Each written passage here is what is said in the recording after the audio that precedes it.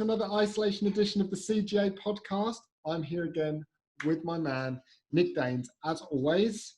Oosh. And we have one of the best grapplers on the planet, active competitor and black belt, Tanner Rice. How are you, Tanner?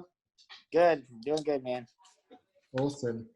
So how's it been since your gym's reopened then? Have you had much attendance or are you... We have. Our classes actually got bigger. Yeah, so, I bet they have. You know, we got people traveling here from everywhere. Yeah. And, you know, a lot of, before like this whole thing happened, we wouldn't get a lot of travelers because we're all the way in Reading, right? It's like super North State. Like people think San Francisco is North State, right? And it's not. That's Central. You know, we're in North State. So, yeah, we didn't really get a lot of visitors before, you know, maybe a couple a month, but now it's been like every week. So, but yeah, the class has been bigger because we got a bunch of publicity. Yeah. So what was that whole situation like when you first opened? Did you get a lot of backlash from it? Did you get, are you still getting backlash from it or are you all good now? Yeah, all good now because this is a different, you know, we're living in a different time now, it's a different week. So now we're dealing with riots and shit. And now, yeah, right. Now we're not doing, but yeah. So it was pretty bad off the start. Like as far as not from people were extremely supportive. The jiu-jitsu community was super supportive. I had hate mail. I had tons of hate mail, but I'm telling you, like 95% were like super positive. You know, got a hold of me like, you're doing the right thing, man. We just wish we could. We can't afford if we do get fan, which is totally fine, you know? Yeah. So, and I understand, like, people don't want to get in trouble. They want to be a law-abiding citizen and, you know, not get in trouble. That was, I think, the main fear of why people didn't open along with me. A lot of people did open. Not as many, like, if I would have gotten more people that open and be a little bit more loud about it, it would have helped my situation, but it's okay. Like, I understand we put our necks out there, right? Me and my brother. Yeah. So, you know, I get it why people didn't want to, you know, be super loud about it and kind of keep everything quiet, which is totally fine. Yeah. I mean, it's good that you could, I mean, you must have known that you were going to get some, but someone has to do it, right? You had to stick your neck out at some point. You can't just take it, can you? Like, you must have had to open up. So it got to a point where you were like, I'm just going to do it. Well, I mean, so me and my brother and my dad talked for a while. And my dad owned a chain of hardware stores at one time. So he's a good businessman. So he knows, like, what he's doing. He's went through bankruptcy. He's gotten himself out of bankruptcy. So he knows, like, what's going on. Yeah. As far as the business point of view. So we talked to him a lot. And, you know, me and my brother were like, you know what? Let's just open, right? And we won't even, like, we'll just, you know, give everybody an email and give everybody a phone call or whatever and say we're open. And then if they don't want to show up, that's totally fine. We support that, right? So then it was kind of weird. Like the first class, not reporter, but I guess it's for the paper. So I guess it would be a reporter. But anyway, it wasn't that big of a deal. You know, I didn't think. So he drove by and saw a bunch of cars out in front. And he was like, hey, can I do a paper, like a write-up on you guys being open? I'm like, yeah, whatever, sure. Like, it's ready. Like, I didn't really care. You know what I mean? Like, we didn't have that many cases. So I'm like, yeah, people won't care. And then, you know, so I posted on social media. That was my fault, right? Like, oh, this is a cool write-up, right? And then it just, like, blew up. Like, but I posted it at night. And then I woke up the next morning. I'm like, what is going on with my phone? Because I put it on silent. And I had, like, phone calls from people, like, going, like, you know, there was a lot of positive, like I said, but there was a few like messages on my phone that were like, what the fuck are you doing? You're killing people for your own good. I'm like, what are you talking about? I'm like, whoa. I'm like, okay. All right. So anyway, it was a pretty interesting day that day. Cause I did two things for the news, the local news here. And I did 4 podcasts after that, right? Like that day, you know? And I was like, oh, okay. So it was interesting, but it was cool. It's good publicity, though, isn't it? Like you said, that's great for your class, great for your club. Yeah, it was great. It was honestly, it went. Like I said, guys, it was super positive. Like of course, the people that were mean about it were like, they were super hurtful, but it was like those people are a dime a dozen. You know what I mean? Yeah. Like like they're whatever. You're going to get it for anything that you do, aren't you? No matter what you do, you're going to get someone going, that's wrong. Exactly. So but like I said, like, man, like, you know, everybody has haters. You could wipe your ass a certain way and somebody tell you it's the wrong fucking way. You know what I mean? Like, regardless, you're getting the shit out of your ass crack, but you're still, you know what I mean? Like, it drives me nuts. Like, I don't understand, you know, but no, it's the wrong way. So anyway. So how are you managing the classes there then? Normal. Just normal, yeah? People, not like I mean, obviously we're like, you know, cleaning everything like constantly. You know what I mean? Like, we're being but you know, we ask people every day, like, hey, if you're around somebody that's sick, then just don't come in. You know, just like, I don't care if you're not sick, just don't come in. You know, just be sensible, think about it. Exactly. Like we always should be, like grappling with each other. We always should be like that anyway. Yes. Yeah. That's the same with any other infections or skin stuff. You don't want to make everyone ill. It's the same deal. Exactly. It's the same deal. You know, and so obviously we're just, you know, we just tell everyone a lot, you know, we give everybody lectures about cleaning, but other than that, like, everybody's been super good about it. You know, everybody here has been great. You know, and we haven't had any new cases. So obviously, this whole thing was kind of, I don't want to get into conspiracy theories, but it was kind of bullshit from the get-go, right? So, you know, like, it was, you know, and then now we got these riots happening, and then, like, we're not seeing the hospitals overrun with cases, right? So it's like, okay, well, you know. Well, you became like the poster boy for like Tom DeBlas, Gordon. All these guys are like, right, Tanner, and like you were suddenly thrust onto all their social media, like, and everything. It's like, support Tanner and like with what he's doing, and I thought that, you know, that got a bit crazy, right, for a bit. It did, because people were like, you know, there was a second there for like a week I thought like I was gonna get arrested for sure. Like it got eerie because the cops came back right when we opened, and then it got eerie like a whole week they just stopped coming, right? Like all of them, the kids, like I was like, oh shit, maybe like maybe something's about to happen, right? And the cops were great, like they were super supportive, you know, and stayed in touch with me. They didn't just like keep me in the dark. They were great. But it was just getting eerie there for a second, like, oh, I might get arrested. But then I would get these messages like from people like, if you get arrested, man, we'll like storm the courthouse. I'm like, oh, all right. I don't know about that, but thank you, appreciate it. Like, I'm not trying to start a war. I'm just trying to, like, you know, keep my livelihood. You know what I mean? Yeah. But whatever. So. Was there was an incident I heard you spoke briefly about with Keenan and Josh about, from what I can tell, the ultimate Karen incident. That I wanted to delve more slightly, just get that story, because I've been following that account, Karen's Gone Wild, on Instagram, like, which is great. So give that a follow, everyone. But this story about a Karen that came into this situation, like I've dubbed her the ultimate Karen, because I don't think there's anything not Karen about this person. Not Karen, about Karen. Oh yeah. I swear I saw her yesterday too. Like, I swear to God, like we went to San Francisco Deli, and man, she like, I have never met her, but we like made eye contact. I'm like, I think I know who you are. And it was like a weird, like, yeah, fuck you too, you know? Like, it was kind of weird. It was weird. Like, so, but she was just, you know how like people have boring lives, right? And I understand. Like, you know, you guys train, right? You guys, we're at the gym every day, right? And we kind of do the same thing every day. Jiu-Jitsu is fun. We all love it.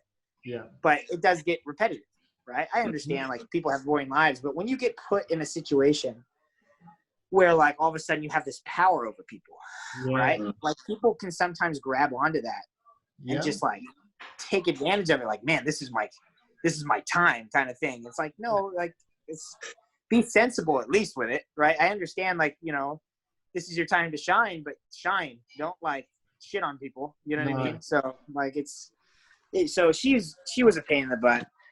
And, you know, and her name is Karen, so it makes sense, right? Jesus. Like a Carol. Next would be a versus Carol. That's 2021 coming for you. It's fucking Carol's coming at you. Yeah. So. It's just like people where for some twist of fate, their job. They some reason that's become something people are, you know, something they can do to try and disrupt something else, and it's all negative. There's nothing positive about what they do. It must grind them down. Yeah. I mean, I don't understand, you know, I honestly don't understand a lot what's going on. Just like everybody else in the world today, we don't really know like why all of this is happening. You know what I mean? And it's sad. Like, these are scary times we live in, for sure. I mean, especially for you guys at the moment, are you dealing with riots? You said about riots a couple of times. Is that happening in your town there as well? So last night we stayed most of the night at the gym because our first protest was here, and there was like a lot of people, like 600 people. That's a lot of people, like a gathering for a wedding. That's quite a bit, you know. And there was like 500-600 people in front of the courthouse last night. And like, so like I said, I'm friends with a lot of the cops. Like, everybody that comes here, I'm really friendly with, and like I'm good friends with some of the cops. And they, you know, they came in at like 11:30 last night, and they explained to us like, yeah, there was people out there that weren't even from here, that were just trying to cause shit. They would just argue with other protesters and like get in the cops' faces just to try to like ramp it up. You know what I mean? Like, people that came from like San Jose, Sacramento, that's like 2 to 3 hours south of us. And they drove up here just to try to cause problems, you know? And it was just me, my brother, and my dad stayed here last night. And we had our guns ready, and, you know, because we're not going to stand for it. There's no freaking way. Well, I saw one of the 10th Planet gyms got burnt down. I think they burnt down the store next door to it, and the fire spread to there, and their whole gym got burnt down. I think they've done a GoFundMe though, so that they're okay. But I saw that. That's a nightmare. Bad. It's terrible. Yeah, I think they're standing guard as well by their gym, like, don't trash this place, and then it still got burnt down, which is just crazy to me. Yeah, and it doesn't make any sense, man. Like, you know, these people are like, okay, Black Lives Matter. Like, I get why we're doing this. I understand that was murder, right? It was murder. I 100% agree. Like, and that's the weird part, is like everybody agrees that was murder. White people, Black people, purple people, we all agree that was murder, right? Yeah. The guy was convicted of murder. So now, but then for some reason it still got blown up to what it is, right? And now we're like killing other Black people. Black people are killing other Black people. White people are killing Black people. Black people are killing white people. Yeah. Right? I'm like, well, what are we doing? You know what I mean? Like, and then destroying small businesses at the same time as well. It just doesn't make it's like, you guys, sense. You know, it's nuts. So last night, anyway, we stayed at the gym, you know, for like 4 or 5 hours after we closed, just to see if anything would happen. And we probably have to do it again tonight because, you know, they're steering shit up. Yeah. So some of these rubber bullets they've been, you know, hitting people with and stuff, they're not holding back either. So a few clips and stuff of them, you know, clearing the protesters away, and news crews and stuff. And there's this, you know, it's getting pretty wild. Yeah. It's nuts, man. It's absolutely insane. I can't, you know, never in my life did I think like I would be like, you know, almost arrested for keeping my jiu-jitsu gym open, or like, you know, like sitting on my couch in the fucking lobby with a AR in my hand, like thinking I'm gonna get, like, I don't even know what world we're in right now. You know what I mean? It's crazy. 2020, right? 2020 is something else. Absolutely crazy. Yeah, if you would have told me 4 months ago that this was even possible, I called you a fucking retard. You know what I mean? You're listening to Eddie Bravo too much, right? That's what I would have said. You know? So. Eddie didn't mention anything about this, did he? Yeah, that's it. Yeah. No, Eddie actually has some good stuff he talks about, but sometimes he gets like, you know, all ramped up on, I don't know if he smoked too much or something. I'm like, holy crap, dude, you're too far for me to even follow it now. Yeah. I get about an hour in. That's it. Okay, Eddie. Yeah, exactly. Yeah. You got to put a timer on, because that guy will just sit there and go. So have you got any plans coming up for fights? So I have Third Coast Grappling is having an 8-man tournament with a lot of good dudes on June 20th, and I'll be going to that. Yeah. Oh, amazing! That's so cool. Because your training must be back to normal now. Because we Yeah, it's pretty normal. You know, like we're busy, but yeah, I've been training hard for it, and it's back to normal. So. Yeah, because I guess people coming to you now to be able to train for things like tournaments and stuff like that. Because we spoke to. Well, there is no tournaments, right? Yeah, so there is no tournaments. Oh, so I guess it's the all people just aren't super coming fights, isn't it? Yeah, so they're just doing super fights. But, you know, people just come here because, like, you know, they got used to training every day, you know, and now that's out of their life, and they don't want a solo drill. So people are, like, traveling, like, quite a few, like, hours.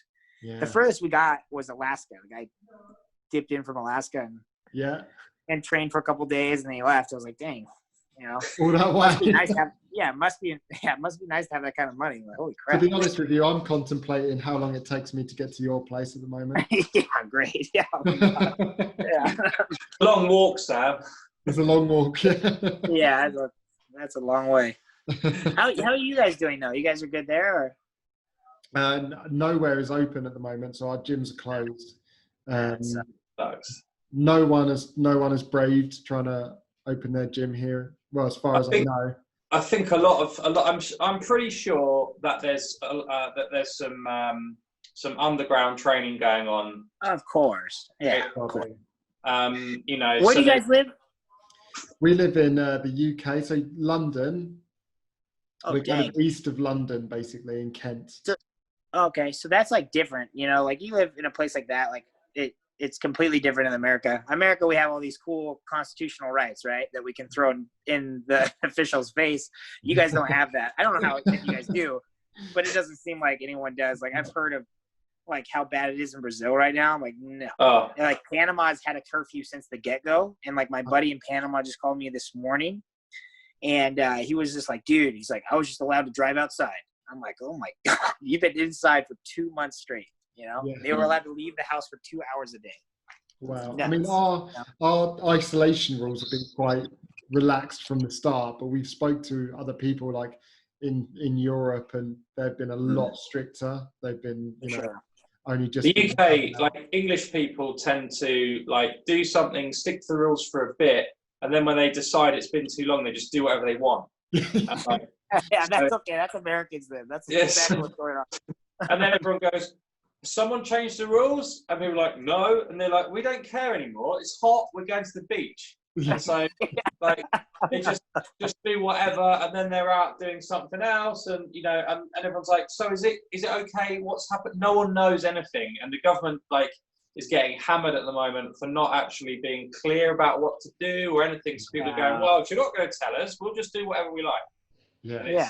I mean, it makes sense, you know, like, right? We have the right to do that. So yeah, but unfortunately, yeah, we haven't been training, but yeah, I can't wait, man. I'm desperate to go somewhere to train. I can't. Until that first day hits you, and then your cardio's like, and then you're wheezing and puffing. And you're like, shit, never mind. I'm gonna go back in lockdown. That sounds like me. That sounds like me with running. Yeah. I started running. I was like, this isn't for me. This is not for me. That running sucks, bro. I will do any workout except run. I swear. I freaking hate it. How do you find? What's that? Sorry, Tanner. Karen. Yeah, so you know, my personal trainers get on me all the time, and they throw running into the mix more because they just know, like, I probably need it, but like I just hate it so much. Like I just. It's good to do stuff like that though that you really hate, isn't it? And it gets you in like a decent, in like a good mindset. Do you ever have to cut weight for fights?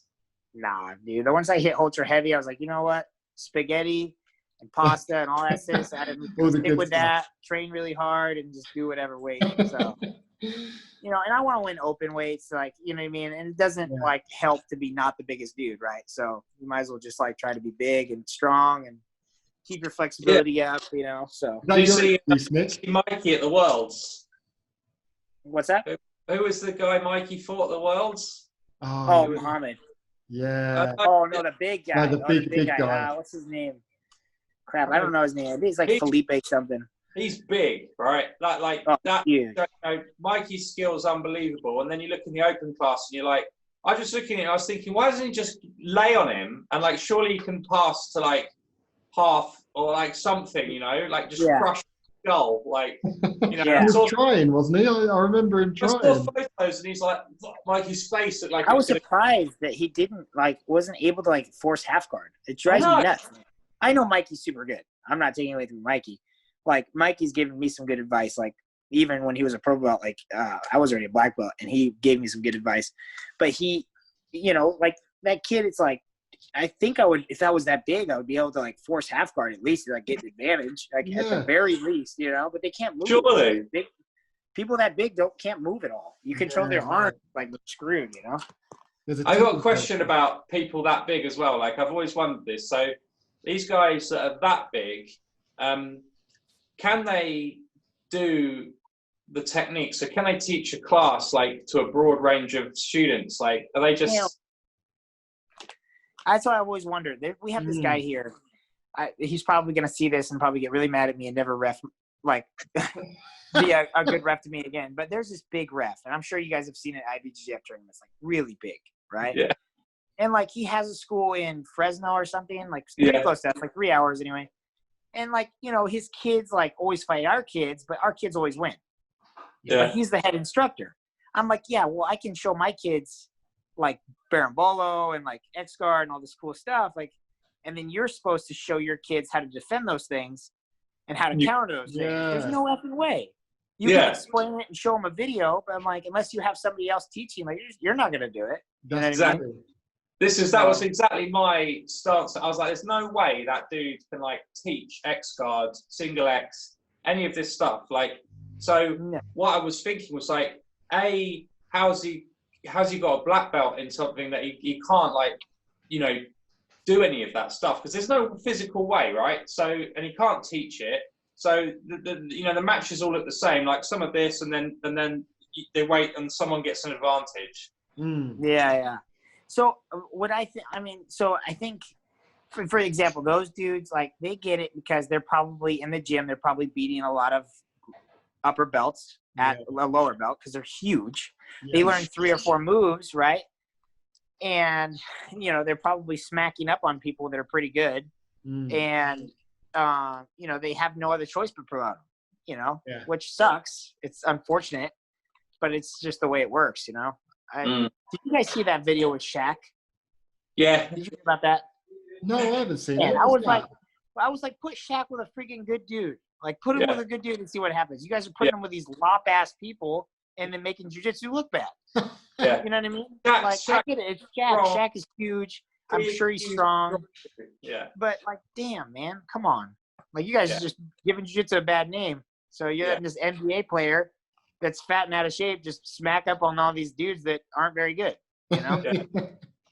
So you know, you could put Mikey in with Shaq, and it would be different, right? Straight away. Exactly.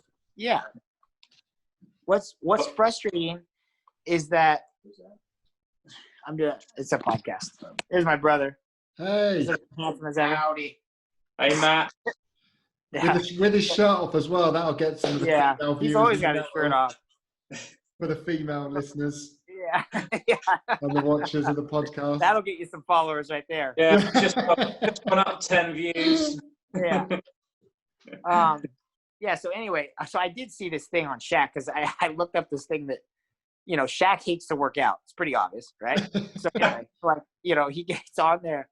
So he's like, he did this like interview or whatever, and he said the first time he hopped on a bench press like machine, you know, like he benched 400 pounds, never working out in his life. I mean, that's incredible. That's unbelievable.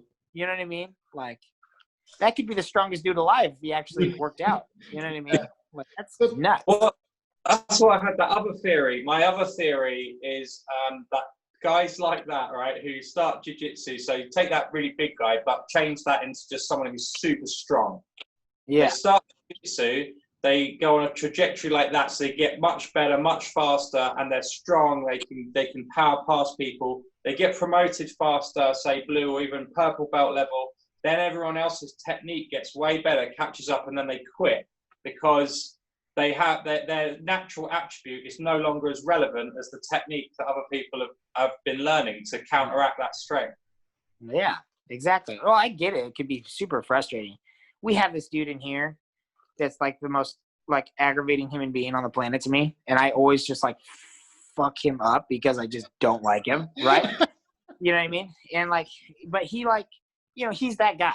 Like he's that guy. Like I have to go with him, or my brother has to go with him to fuck him up because like nobody else will do it because he's just a big strong guy.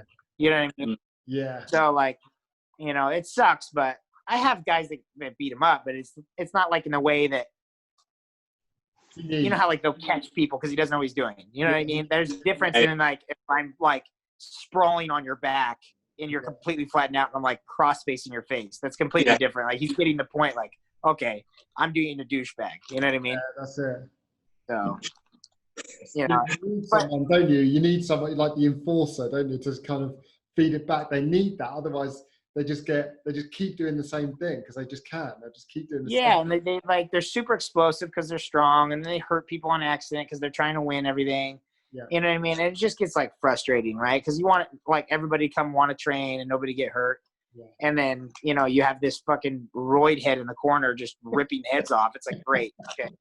You're like, this is the basics class, mate. Like, relax. Exactly. Yeah. He's in the basics class. He's just like, you know, we have another 60-year-old man in the basics class. It's like, great. Like, this is going to end well, you know? So. Do you ever have those days where you're a bit like pissed off and you're like, right, you two go together? Yeah. I actually told my brother last night, it was so funny. There's this other like space cadet in his class, and he's like, he's tough, he's done wrestling or whatever, but there's something just not wired right. You know what I mean? And you know that, but he's tough as shit. Like he's really strong. So I was like, Matthew, just make that roid head and that guy just go again and again and again. Like just let them tire themselves out so they don't want to do anything. You know what I mean? Like I just like, you know, Matthew's like, come on, dude. I'm like, what? There's like little girls to roll with, and then there's Brad, which is 60, and then, you know, then you got these two lops. So I just let them kill each other for 20 minutes. That's what they love it. They love it. You know, but yeah, running a gym's definitely got its like things that people are like, yeah, you run a gym, that's great. But there's some things like, yeah, you got to deal with a lot of weird stuff, you know? Yeah. A lot of weird people too. Yeah, people. It's like church, because anybody can do jiu-jitsu, right? Anybody can sign up and do it. It's one of the best things, and it's one of the funniest things about jiu-jitsu, isn't it? Like you get a lot of different people from different backgrounds all over the place. Everyone comes for whatever different reasons, so you get a lot of different people, and they'd never meet, would they? Some of them would never meet in normal life. Never. Oh God, never cross paths.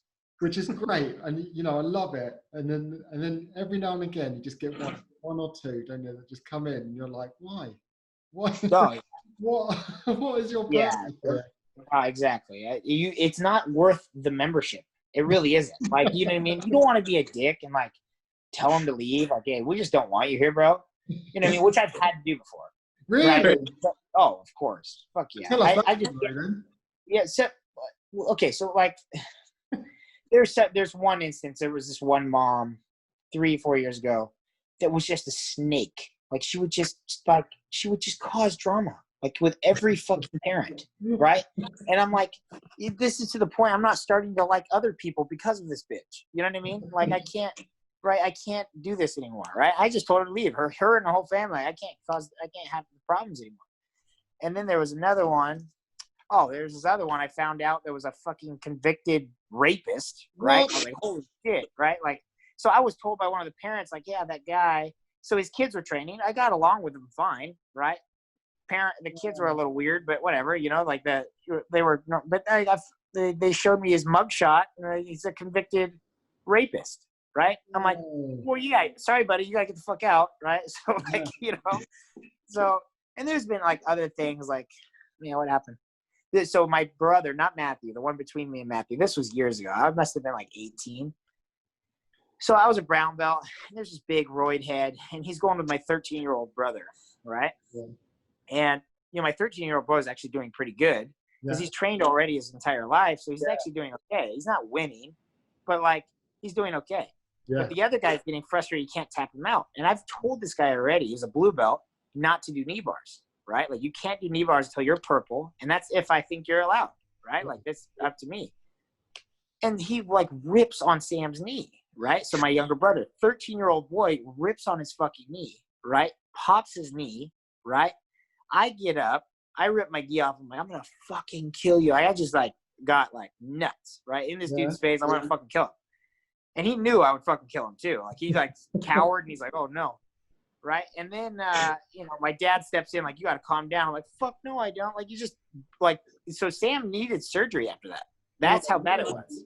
Like, just a piece of shit of a human being, right? So, obviously he didn't come back either, So right. So it was I wonder where that guy is now. He's probably quit. No, he's a black belt in fucking what is it? South Carolina, I think. Krav Maga. No Yeah. I saw him at the tournament. So I just competed in Kansas City, and I saw him. He's like, "What's up, Tanner?" I'm like, "Oh my god, like you were on roids back then, but you're fucking on a lot of soft now. You doubled your dosage. Jesus Christ." Yeah.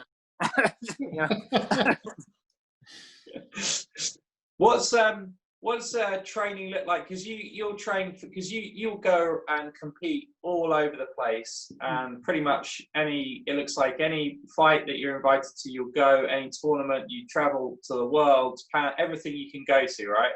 What's training look like for you? Because I don't think you go outside of your gym, do you? Or do you get training in elsewhere? So I used to a lot be able to travel. So me and my two younger brothers used to run the school, and my younger brother moved to Nevada, and he runs a school there. So it's hard for my younger brother to cover everything while I'm gone, and vice versa. If he wants to compete, it's hard. Like if we want to get a training camp somewhere else, then it's super hard to run all the classes. We have like 3 kids classes running at one time. Right. So, and then if one of us are gone doing that, then it makes it extremely difficult. So I used to do a lot of camps before, like Pans, Europeans, especially Worlds. But now it's just like getting harder. So now we've had this gym for almost 10 years, 11 years, maybe. And, we've got good people now. Like I've got black belts under me that I train with that are tough, and they know my game. So I have to change things up a lot. But as far as like another like super competitive black belt besides my younger brother, I don't really have anybody now.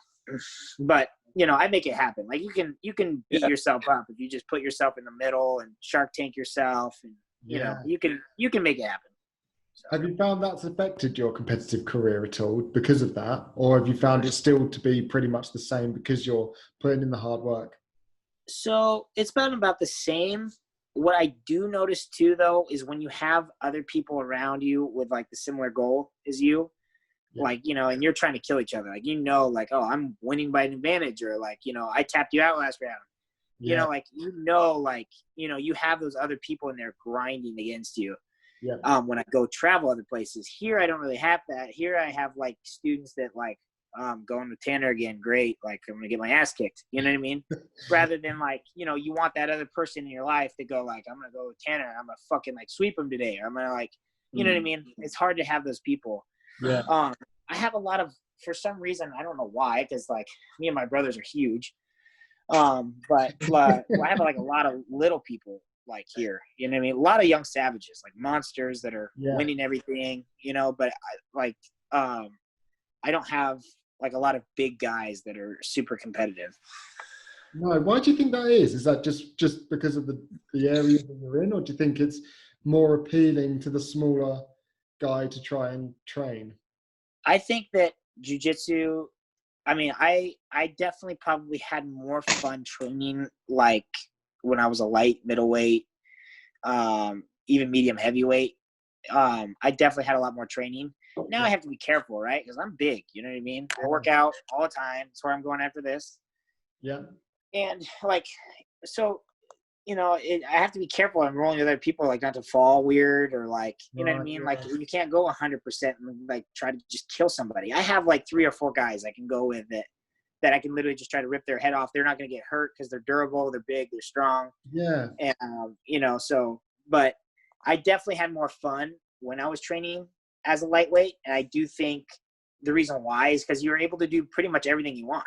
Yeah. Because if you're, you can learn how to stack pass if you want. Like you can play a heavy man's game with another person your weight. You know what I mean? you know, so like you can do anything you want. Like you can do any berimbolo, you can do any lapel stuff you want. When you get to a certain size, like we were talking about, like that big fat fucking rep, then like, you know, like you can't do anything. You know, it gets kind of boring. Yeah.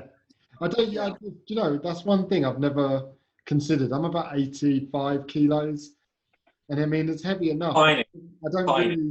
I'd never really considered the fact, you know, smashing around and maybe knocking into people is potentially a limiter to what you're able to do. But I guess you're 100% right. You know, we've got a lot of bigger guys in our gym, so I don't ever really worry about that too much, or guys my size. Yeah.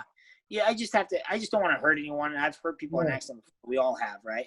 Yeah. But you know, but you definitely feel like a dick if you're like grappling with somebody that's 170 pounds and you like backstep and you like, you know, like land on their head, and it's like, okay, I'm sorry, shit. Like I just landed 220 pounds on your fucking head. You know what I mean? So it's like, okay, so you know. You hearing that, Nick?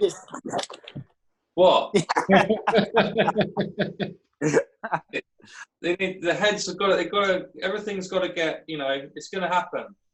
Oh, of course. I agree. It's going to happen. You have to be tough, but, you know, I just don't like injuring people. I really do hate it. It's horrible, isn't it? It's a horrible, horrible feeling. When you it is a terrible feeling, especially when it's serious. You bump somebody in the eye, it's like, all right, whatever. Like, man up. But, you know, if you, like, pop a knee or, like, the other day I popped the kid's hip, like, doing a collar drag. And then, like, I collar drag them hard. And this is the worst part. Like, good friends of the family, always have been. They're great friends of mine. Yeah. And, you know, they came here visiting from Oregon. And kid's a super tough wrestler. He got second at state. So I went for a collar drag, and he just based out with his outside leg, and it fucking, like, popped his hip.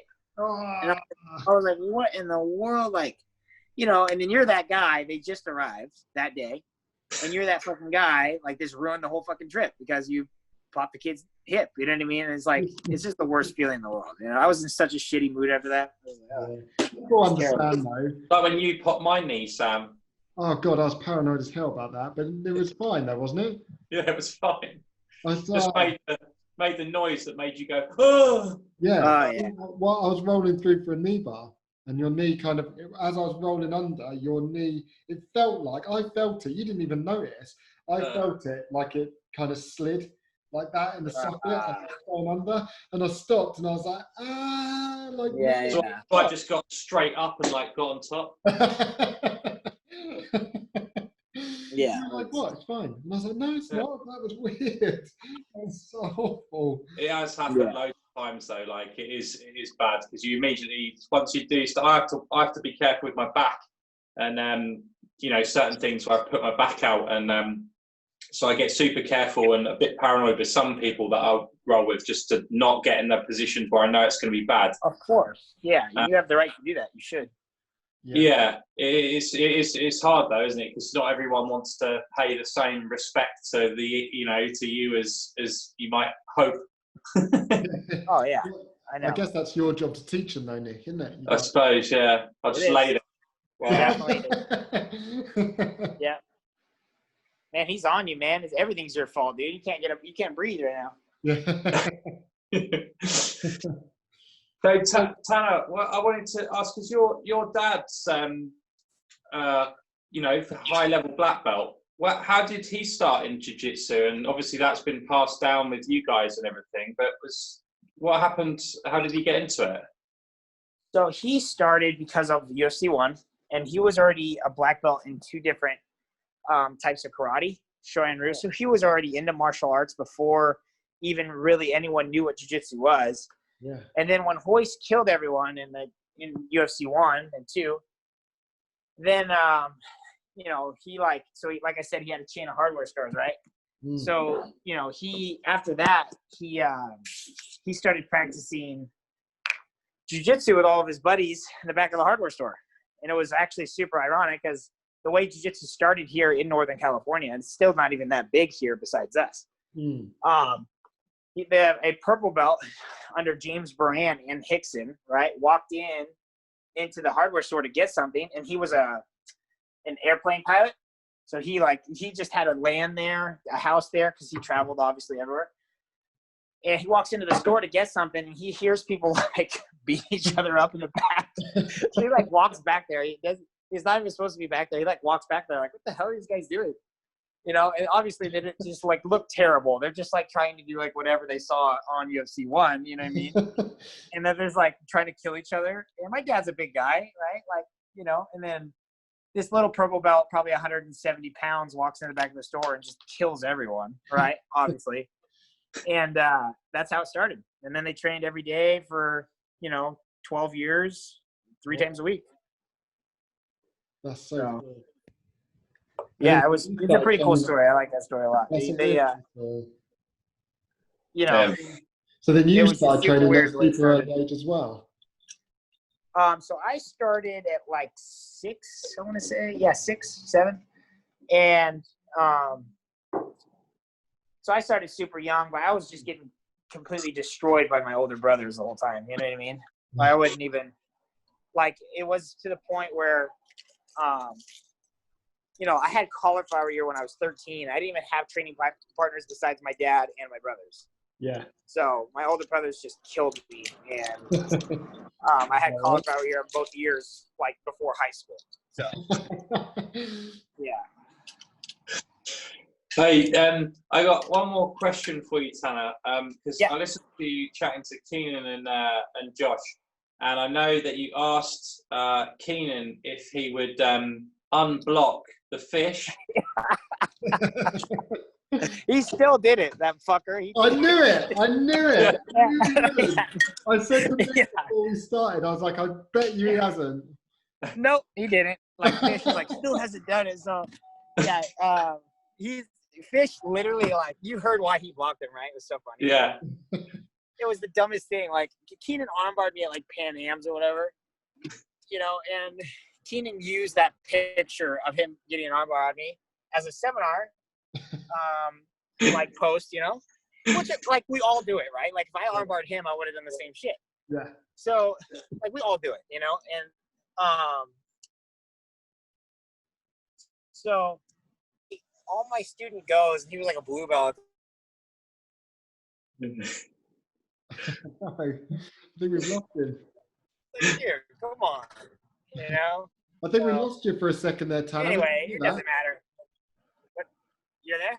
I think we lost you. For a second. We didn't get that at all. Oh, so anyway, yeah. So all my student, he commented "nerd" on the post, okay. Right, on Keenan's post. That's all he said. It was literally "nerd," right? That's it. And he blocked him. He was just like, yeah, I'm not gonna handle this negativity. I'm like, holy shit, man! He just called you a nerd. It's just a joke. You know what I mean? But now he's super disappointed because he plays lapel guard a lot, and he was like, oh, no. Where's he going to get his lapel guard techniques from?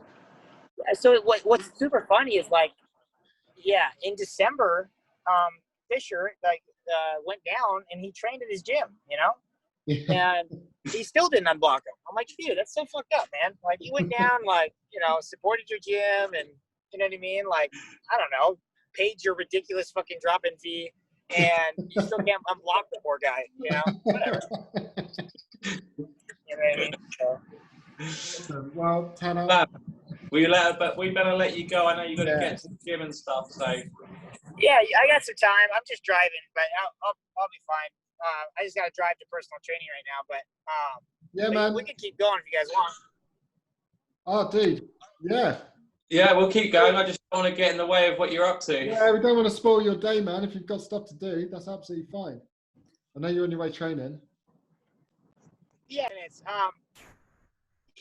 so it was so Keenan and Josh, you guys. Oh no, we're losing him. Oh, no. Podcast, but man, you can't even like get it. I've actually had that boy can talk for days.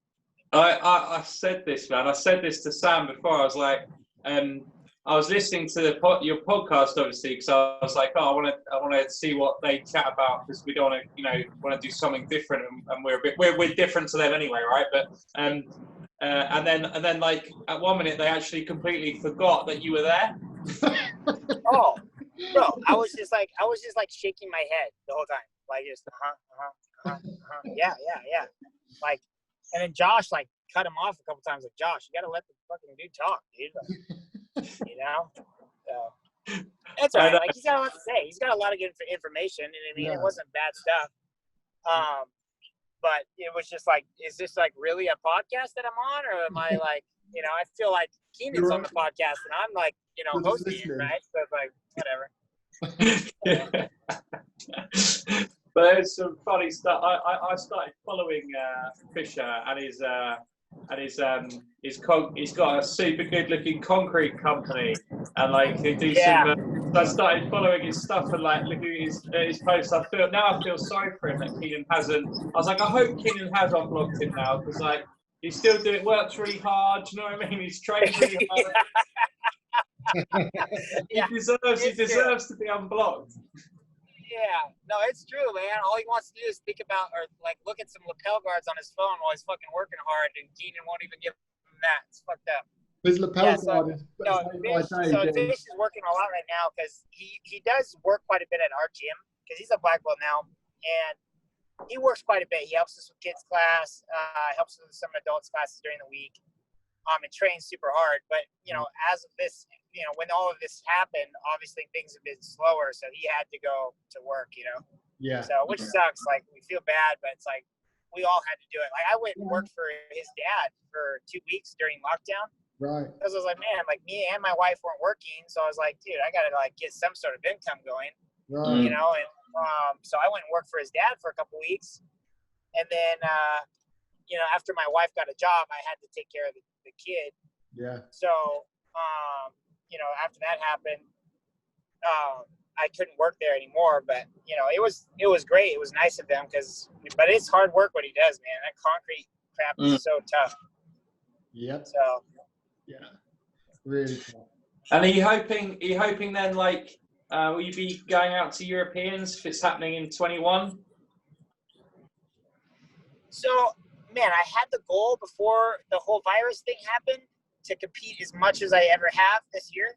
And I was already at like 5 or 6 tournaments before March even hit, you know? Yeah. So I was like doing a lot and I was like pumped about it. I was feeling really good. Like I won 5 out of the 6 tournaments. So, and then this crap happened. I was like, man, this sucks. So, yeah, next year I'm definitely planning on competing more than I ever have. So that's the plan. Is there anyone? I mean, you've pretty much fought everyone, like the who's who, really, of the best ones. I've fought everyone. Probably twice. So yeah. I have, like, the hardest part for me, man, is I've trained with like tough people in the gym, you know, and like traveled everywhere and trained with people at their gym, like tough people, like world class, big names, and like I've beat them like some of the time, and that's the frustrating part for me. Is like, fuck, man, I can beat him in the gym, but I'm like losing in tournaments, you know, and it drives me freaking nuts, you know, like. But my mental state in competition just like needs so much work. You know, and that's why I wanted to just compete a lot this year is to work on that. People like just as many times I've competed with scoring on them, you're getting stuff, and then like they're getting stuff. You obviously, you know, they're obviously like trying to kill you. You're trying to kill them, and you get the better of them sometimes, and that's like the worst. It's like, dang, dude, like, you know, like I wish I could just do this on that day, like on March 23rd, like finals of Pan Ams. I wish I could do this, but I can't. You know. Why do you think that is? Is it the pressure of the tournament, the pressure of the day? Stress of it all, or do you still get nervous before the fight? I get nervous, but it's like exciting nervous. That's why I don't get. It's like, man, maybe I just don't have like a good competition mindset. You know what I mean? But like I'm working on it though, and I think it'll get better as time goes on. So yeah, and I think competing more is only going to help as well, right? Yeah, so competing more obviously helps, right? And it is hard too for me. Is because, you know, like I just told you guys, I don't have, like, my students are great. Like, the best people I could ever ask for in my life, you know? But, you know, when it comes down to it, I don't have that other person in the room that's, like, trying to catch me. It's trying to, like, rip my head off. You know what I mean? And that's what I'm missing, like, a lot of the time. You know, and I'm not saying that makes the big difference. I'm not trying to blame it on other people or anything. I'm just saying, like, you know, it does help when I go to, like, have a camp with other people like that. Then I feel so much better in competition, like just confident, you know, like knowing, like, I'm prepared for this. Like, I'm not scared I'm going to get tired or I'm going to nut too quick. Like, if I nut too quick, it's over, right? And that sucks. Like, when you go so hard off the start and then it's 10-minute round and you probably had 4 of them before finals, right? You know what I mean? And, like, it's like, yeah, you're dead tired by the time you get there, you know? So that's probably the hardest part is just, you know, like, the mental aspect of it has been the roughest part for me, you know, and it's discouraging. Like, jiu-jitsu is not fucking easy. No sport is easy. Just because that mental aspect, like, you can be there and you know that you can do it and you have the physical abilities and the knowledge to do it. It's just not the mental, like, you know, confidence some people have. Like, I've met some people, I don't want to name call, but I've met some people, like, world champions, like world-class people, that you talk to them and you swear to God they're fucking retarded. You think that, like, no, I'm not kidding, man. You think I'm kidding? I'm not. I'm like, you talk to him, I'm like, bro, you're not all there. Like, there's something wrong with you. You know what I mean? Sometimes I wish I was just dumb and I didn't have any feelings and I just, like, rip people's heads off. You know what I mean? And it, like, you know, because, like, some of these guys, I'm like, I asked him advice. I'm like, dude, you, like, beat everyone. Yeah. And I asked him, and he's like, you know, and I was like, what do you do, like, get mentally prepared, like, trying to get advice, you know? And he's like, I just tell myself, like, I'm like, and he says his own name, like, I'm Felipe. I'm like, that's what you say to yourself? That's all you say? Like, you know, that's all I need to do. I was like, I'm Tanner, you know, like, oh. Yeah. Okay. Yeah, exactly. So I'm like, all right, I'm not listening to you anymore. Like David Brent motivational speaking. Oh yeah, bro. That's a perfect example. He's like, no, I can't. I can do it. Yeah. It's like, oh, okay. Yeah. Good for you. You can do it. Yeah. How do I do it? How do I do it though? Help me.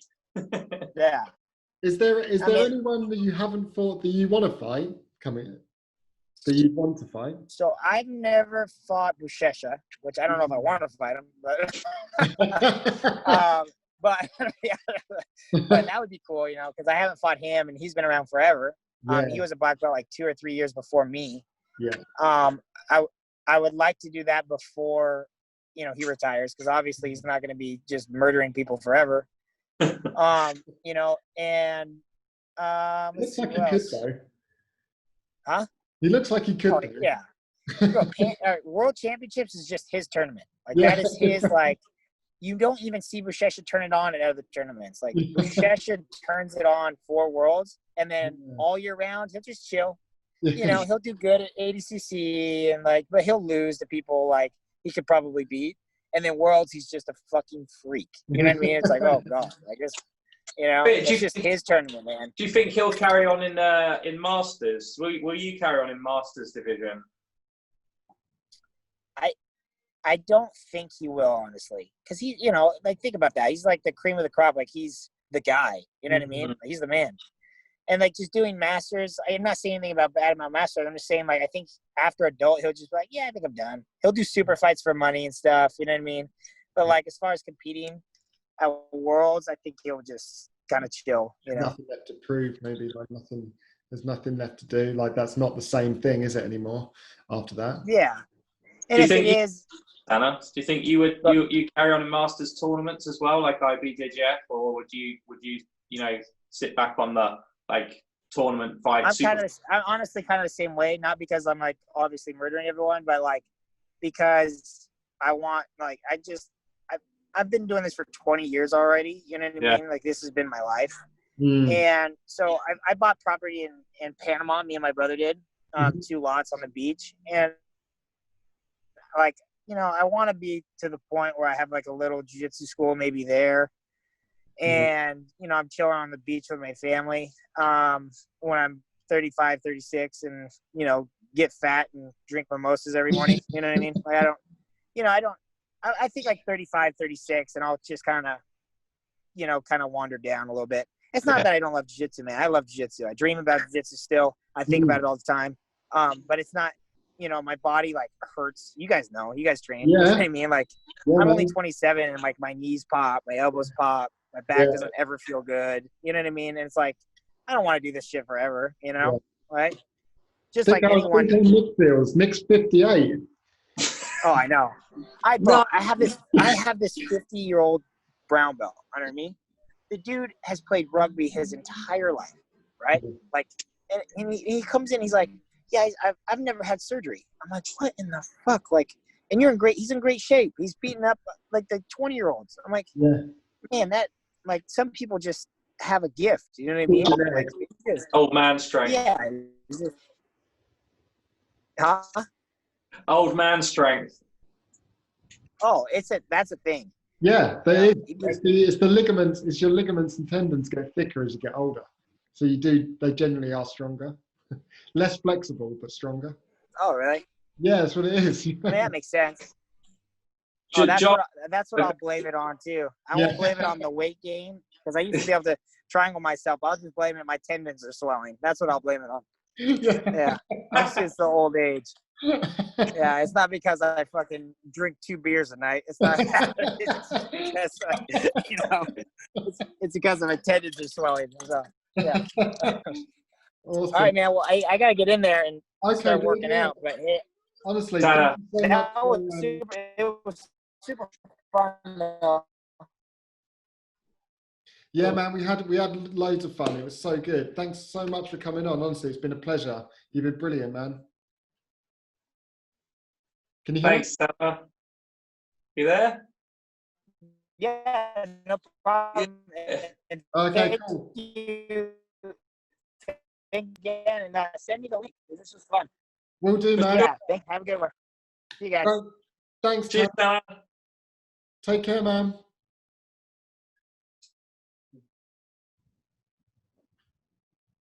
Tanner Rice. Tanner Rice. Legend.